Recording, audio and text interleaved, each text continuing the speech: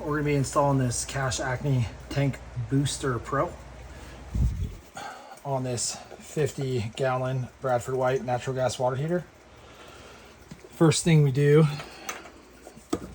is we're going to install this union connection. We're also going to tape up both hot and cold inlets. Then on the cold side, you're going to put a piece that looks like this on the cold side and tighten it down.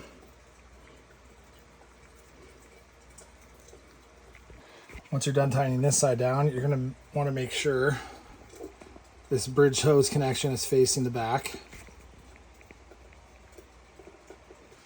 Followed by, you're going to connect up this mixing valve onto the hot side, onto the top part of this union.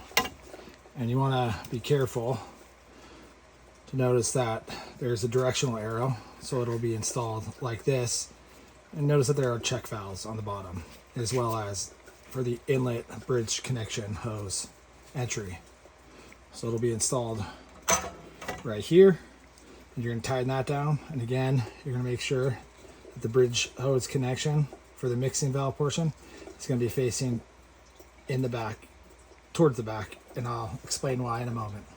Another thing too is you want to wrap pretty much everything with Teflon tape except these connections right here and here, because those are going to be connected by a hose which will have a washer on it. So you can see the top's already wrapped. I'll rewrap that, and I'll wrap down here too. The next step you're going to do is you're going to apply one of these washers to this inlet right here as such for that washer.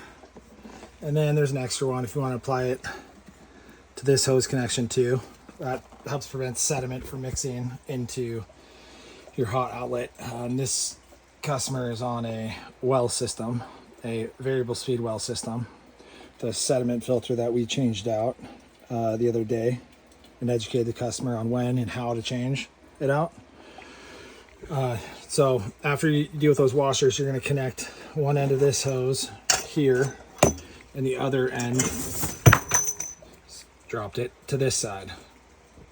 Just also be forewarned, the stock washers that come with this shark or this braided supply hose, they're very, very fickle, and they tend to break with minimal pressure added. The next step is going to be installing this temperature gauge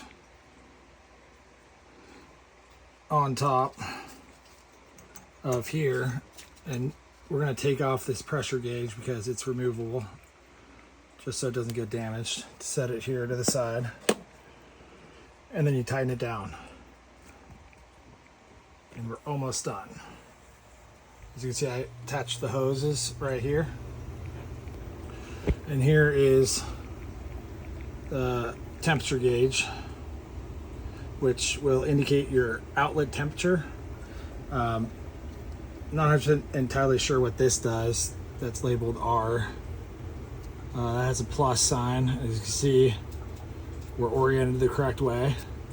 This is going to adjust the outlet temperature after mixing for further tweaks. This guy, I'm not sure, and I'm sorry, but didn't have time to look it up. Here is the complete setup. I haven't attached the vent yet, but I plan on doing that here shortly. Lastly, the package comes with this Allen key, which will fit in here to open. Clockwise is more temperature, counterclockwise is less temperature out for the output.